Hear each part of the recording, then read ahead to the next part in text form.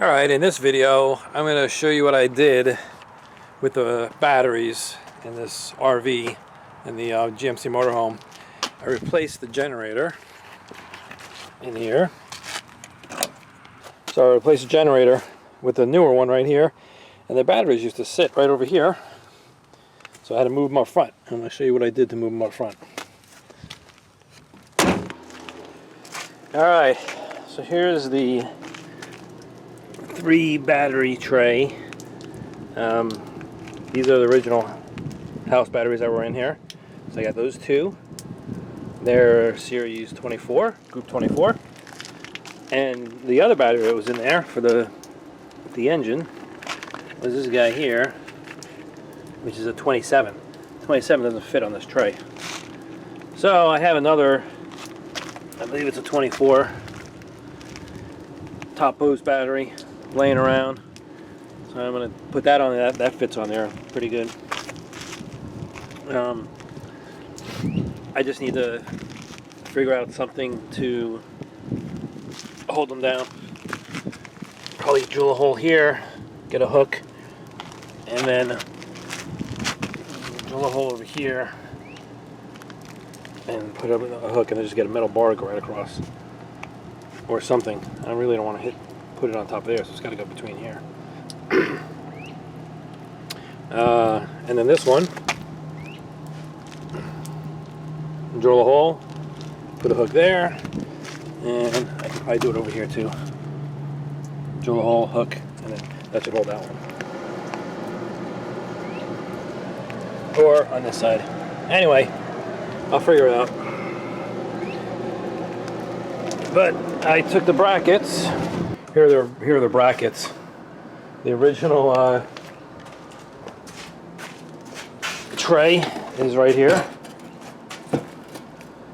It was held in with 4 bolts. One where these holes are, right? And there's no way those bolts were coming out.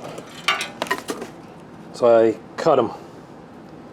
Cut that, and then just broke the rest out. And which left the bolts in the tray, and then I just I cut the bolts off. And painted them. I ground them down a little bit. Got some that you can see it's rough. So it's still rusted, but it'll hold up the batteries. So I'm gonna go put these the brackets, freshly painted brackets, back in, tray on, and then put the batteries, and then gotta figure out the wiring. All right. Okay, so here we have the batteries installed under the hood. Under the hood here, right? And I got the 2 house batteries. I think this is the engine battery. And these other ones are the house batteries. It's on the tray. And you can see my hold down. All I'm using is just a hold down strap. I didn't drill any holes in there. I needed to get it ready to go for a trip. So hold down strap is what I'm using. Before there was a hold down strap there. When we first originally got the RV, there was no strap at all. The battery was just sitting there. So, I mean, batteries are very heavy.